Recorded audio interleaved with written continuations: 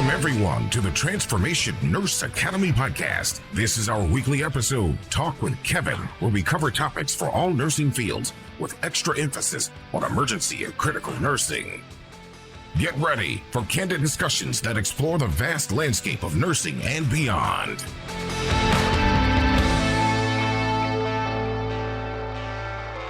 Welcome, everybody. I want to appreciate you being here. I want to give a shout out to my friend Kevin. He's the Art of Emergency Nursing podcaster. He told me to switch mics because my first mic sounded like shit. Hopefully this is better, Kevin. I listened to you, got the dynamic mic. The only thing is you can hear fucking everything I'm recording and shit. But I appreciate you, brother. I appreciate you. Maybe I can get you on here and shit. I want to welcome everybody to our new podcast, our new format. I know it's been a long time coming. Some things happened, so I'm venturing out on my own. This is my dream. You know, everybody who knows me, I like to be a nurse. I want to help everybody. Doesn't matter if you're man, woman, black, white, green, purple. I don't give a shit. I really want to transform nursing, and I've been trying to do this for so long. But not only do I want to transform nursing, I want to transform you as an individual. So our first episode on our podcast is going to be about oncology. So I know that we talked about this. If you go on our website, it does talk about we will focus on emergency nursing and critical care nursing. But I have a good friend. Her name is Nellie Shining Light. She's part of the Oncology Society for the California Central Valley Oncology Nurses Society. So I'd like to give a shout out to Nellie there for inviting me to their symposium. I learned a lot. There's a speaker that really turned me on in far as information, but she wouldn't come on to the podcast because she said she didn't want me to make her famous. I think she's trying to blow smoke up my ass, but she's been a nurse for 40 years and she's probably way up there. I think she's like a chief nursing executive for Kaiser, so she probably doesn't want to come down to the low life for Kevin's show and stuff. Anyway, welcome to the Oncology Insights podcast episode where we're going to delve into the complexities of cancer, cutting edge research, and the latest advancements in treatment. We're privileged today. I'm going to talk about doctor. His name is Dr. Chaudhry. He completed his fellowship in hematology and oncology at the University of California, San Francisco. He attended the Aga Khan University Medical College. Dr. Chaudhry has completed an externship in hematology and oncology at the Washington University School of Medicine's Barnes Hospital, and he completed his internship in residency at the Indiana University Hospitals. Dr. Chaudhry is board certified in medical oncology and hematology. So I gave him a list of questions, and he's supposed to send those questions back to me, but I haven't got them yet. But when he does, maybe we'll do another episode. Another guy that was supposed to sit down with me at the symposium was Michael Mott. He's an RN. Maybe I'll get him on here. I got his information of his, what did she say she was? This is Mackenzie Villalobos. I can't say it. Villalobos? I don't know. Don't be mad at me, Mackenzie. I'm trying to pronounce it correctly, but you know I suck ass. Anyway, Mackenzie, she's with the Women's Cancer Research Network, and she's his marketing executive. So, man, I need a marketing executive. Maybe if I make enough money, I can get Jane to be my marketing executive. Anyway, Michael Mott, he graduated from the Fresno City College as a registered nurse in 2002. He's been a nurse for 18 years with experience in hematology and oncology. He started his research career in 2015 as a clinical study nurse and became in charge of clinical trials. Later, he became a research manager for the Northern California region. He is now the director of research for the Cooperative Gynecologic Oncology Investigators for the Women's Cancer Research Network. Holy crap, that's a mouthful of stuff. Now, on to the person I love the most. Her name is Ruth Martinez, and she has over 40 years of experience as a dedicated nurse, providing patient care and medical treatment to various types of patients. She was the Hemophilia Treatment Center coordinator for Valley Children's Healthcare in California. She's a certified hemostasis nurse. I have no idea what that is, but I'll look it up and tell you later. With the American Nurses Credentialing Center. Her vast experiences ranges from pediatric oncology, surgery, rheumatology, nephrology, endocrine, and diabetes. That is a mouthful. Now you understand why she's the chief nursing executive at Kaiser. Her passion is for education for the excellence in the care of bleeding disorders in our community. She is the bleeding disorders nurse educator for CVS Special. And then there's Cheryl Nasrallah, is a registered nurse with a master's degree in nursing. She's had many roles in oncology, from being director to being a nurse educator at Kaiser Permanente. Cheryl has passion for teaching and improving care. Therefore, she focuses on providing evidence-based nursing education to nurses. Her goal is to continue to improve patient outcome by providing quality care using evidence-based practices and evidence-based research. So the thing that I got most excited about out of all of this was the tumor lysis syndrome. And I think I misspoke because I was talking about Ruth Martinez, but I really meant Cheryl Nasala. She's the one that's a chief nursing executive. I'm sorry, Cheryl, but that's your fault because you wouldn't come on the podcast and let me record you and stuff. Anyway, I really appreciate Cheryl. I'm sorry I made a mistake, but I really, maybe I was hurt because she wouldn't come and talk to me, because I think that this tumor lysis syndrome that she presented at the oncology symposium really ties in to emergency nursing. I probably heard of tumor lysis syndrome when I was back in school and stuff, and I never thought about what it meant. But if you think about it, tumor, you know what a tumor is. Lysis means to break down or tear open, or pop is the word she used in the class. And then syndrome is just a fancy name for, we don't know what the hell else to call it. So the one thing that I did like about the tumor lysis syndrome class is, if you have a patient that's susceptible, and she gave us different criteria for the susceptibility when it comes to the tumor lysis syndrome crisis. It can lead to hyperkalemia, it can lead to hypocalcemia, it can lead to hypophosphatemia, hyperuricemia. And so these are different things that she discussed. So when the patient's getting chemotherapy and they have different types of comorbidities, these tumors, when they get these certain medications or there's certain comorbidities that they suffer from, the tumor can pretty much pop. And then all these chemicals that are inside, like your potassium, your phosphatemia, your calcium, your uric acid, it can bust open and just start flowing into the patient's bloodstream. And so it's really fascinating because, somebody asked me, why am I going to an oncology symposium if I'm an ER nurse? But we get these patients in the ED. I mean, why shouldn't we know a little bit about everything? There's a guy who's a certified flight nurse and he's certified emergency nurse. He's like a big wig. His name's Mark Stevens. This guy told me the other day he just had this patient in the ED. So you never know what you're going to get in the ED. And that's why I love nursing. So, I think that it's important that you study tumor lysis syndrome, especially if you have a patient that is on chemotherapy, if they got a Mediport of some sort. I think it's very important that you focus on this. So, tumor lysis syndrome occurs when a tumor releases their contents into the bloodstream, either spontaneously or in a response to therapy, leading to the characteristic findings of hyperuricemia, hyperkalemia, hyperphosphatemia, and hypocalcemia.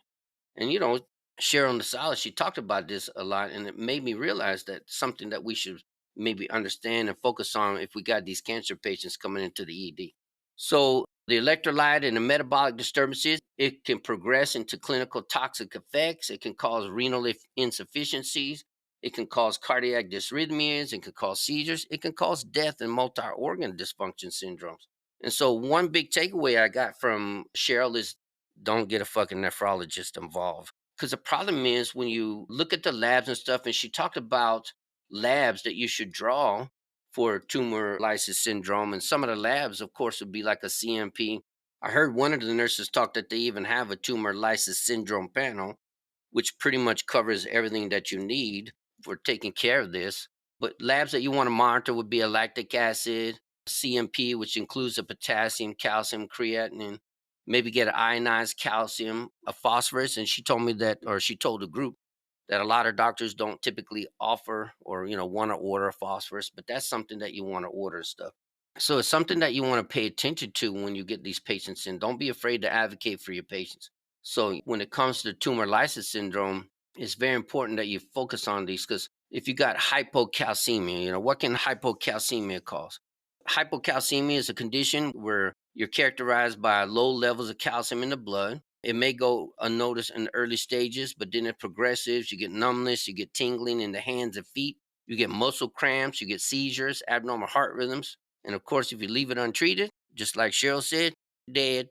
One thing though, that as an ER nurse, I'm very passionate about not giving a lot of fluids, because I don't want to give too much fluids because studies have proven that ED nurses, we give them 5 to 7 liters too much fluid. However, in the class, Cheryl said that you want to make sure that you do give fluids. And if you have to give Lasix or other things to take off fluids, it's okay. But you don't want to not give fluids because if you don't, they're going to be saturated with all these toxics, these byproducts of lactic acid and calcium from the tumor breaking open, that you're just going to cause problems with your patient and stuff. So you got to make sure that you're paying attention to this when you're suspecting tumor lysis syndrome. Urine output was a key factor that she said. You want to monitor the urine output because, if you don't have urine output, it could be because the kidneys are having a hard time because of all the uric acid and the phosphatemia and the calcium because, it's hard to excrete from the bodies, and the tumor lysis is causing that problem. And then the natural thing that doctors want to do is get a nephrologist involved. And she's like, nope, don't get a nephrologist involved because it can cause problems. And that's one thing I've learned throughout my years of nursing is a lot of patients have many different types of doctors and they don't really talk to each other. And I don't understand that. So one doctor who's a primary care provider may want this, a nephrologist wants this, cardiologist wants this, and they never agree upon anything. And that's the thing that blows my mind the most and stuff. So if you don't know your normals and stuff, your normal potassium level is 3.5 to 5.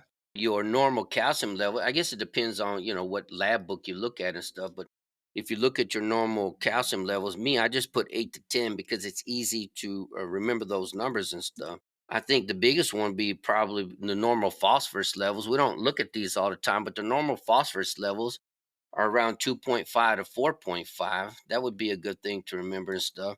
And then your normal uric acid levels are in between 3.5, 7.2 for adult males. And in women, if they're postmenopausal, it's about 2.6 to 6. So you got to keep that in mind, when it comes to levels and stuff. You got to remember when it comes to tumor lysis syndrome, it's more likely to develop when certain cancers or blood disorders are being treated with chemotherapy because it puts the patient at risk. But you have a higher burden for tumor lysis syndrome in patients who have a acute leukemia, aggressive non-Hodgkin's lymphoma, solid tumors such as hepatoblastomas or stage 4 neuroblastomas. These are kind of different cancers that you should pay attention to. Some of the symptoms that patients may present with are nausea, vomiting, diarrhea, muscle twitch or cramps. That's due to the potassium and calcium. Weakness, numbness, tingling, fatigue. They may have decreased urination, irregular heart rhythms, confusions, irritability. So those are things you want to look out for. You want to make sure, like I said, you get a complete blood count, your CMPs with your phosphorus, your calcium's added on, your uric acid levels, get a urinalysis. And then before you begin treatment, you want to make sure that you're trying to see if you're at risk for this tumor lysis syndrome.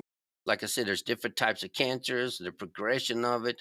Look at the conditions like do they have poor kidney functions, things like that. So fluids are usually given 24 to 48 hours before treatments. Like if somebody's getting chemotherapy and they're at high risk for tumor lysis syndrome, try to encourage people to give fluids, try to encourage the physician to give fluids 24 to 48 hours before they start the treatments.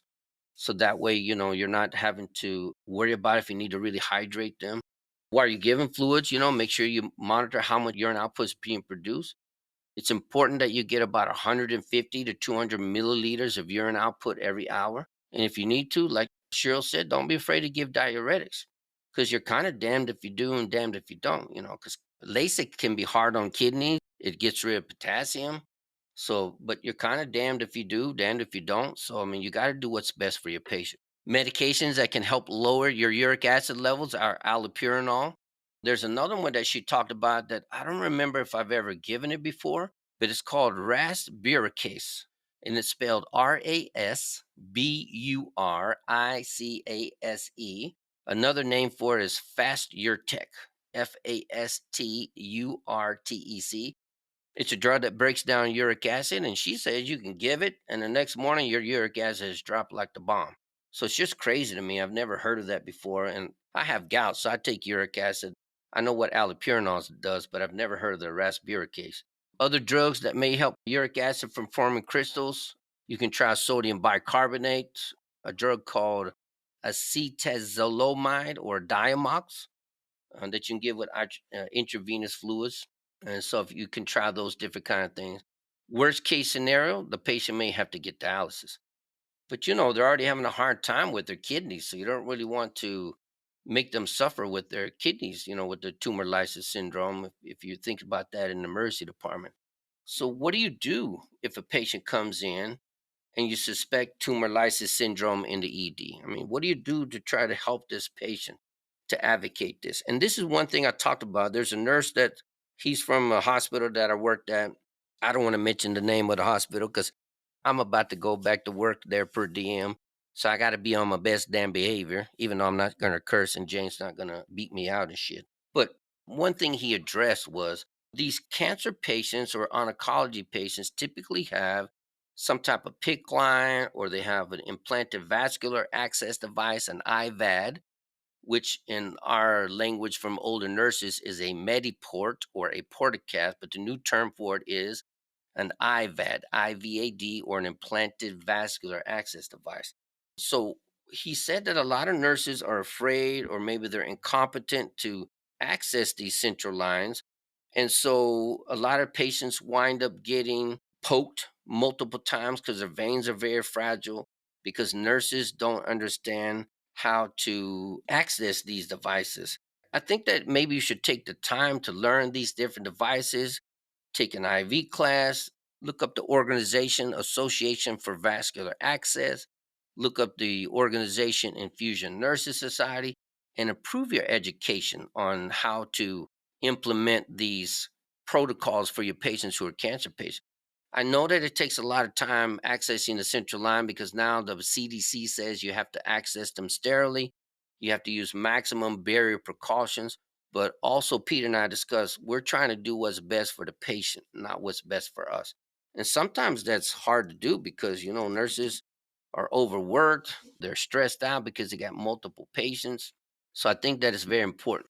If you are an emergency nurse and you do have a patient in the ED, so what is the most important thing that you can do when it comes to treating patients in the ED for tumor lysis syndrome? So the emergency department management strategy for tumor lysis syndrome is proper fluid resuscitation, just what Cheryl said. Use of hypouremic agents, like that medication I told you about was rasburicase. She said you could try allopurinol, but it takes too long. It takes, a couple of days, 3 to 7 days, she said. So the rasburicase will work faster. Use of renal replacement therapy, correction of electrolyte imbalances, so things that you can do would, be easier for the patient. So this rasburicase, it promotes catabolism, uric acid to allotoin molecule being useful for primary prophylaxis in high risk patients. So that's a fancy word for saying it breaks shit down faster and helps get away, the crystals away from the patient, which will help damage I think she said it will damage the renal tubules, which will cause inflammation and cause problems even further. So the biggest thing in the ED is fluids, even though, I'm not a big proponent of fluids and stuff, but she says in this case, they need these kind of fluids. So tumor lysis, it's an oncologic emergency. Like I said, it's caused by the lysis of a tumor, and you get large outputs of potassium, phosphate, nucleic acid, is what she says from the DNA. The most common abnormalities, like I said, is hyperkalemia, hyperphosphatemia, and hypocalcemia. But it can also cause acute renal injury or acute kidney injury. And that's where sometimes, like I said, the doctors want to get the nephrologist involved. And again, she said it like multiple times, don't get the damn nephrologist involved. So you got to think about that when you're treating your patients. You want to monitor for your hyperkalemia. So you can use things, if it's too high, you can use things like dextrose 50% intravenous push. Some insulin IV push will help kind of push the potassium over into the cells because dextrose 50% is a hypotonic solution.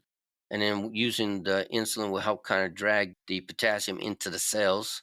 In class, when I teach about IV therapy and the hypotonic, isotonic, and hypertonic, I call the cells the intracellular space. I call it the bitches of the body because they have to take everything. They take the brunt of all of our bullshit from the intravascular space and they take it on and they take it whether they want to or not. But if they don't, everybody dies and stuff. So That's why we kind of store it there until we can get other medication to excrete that unwanted sister-in-law that maybe we don't want hanging around who causes us trouble and stuff.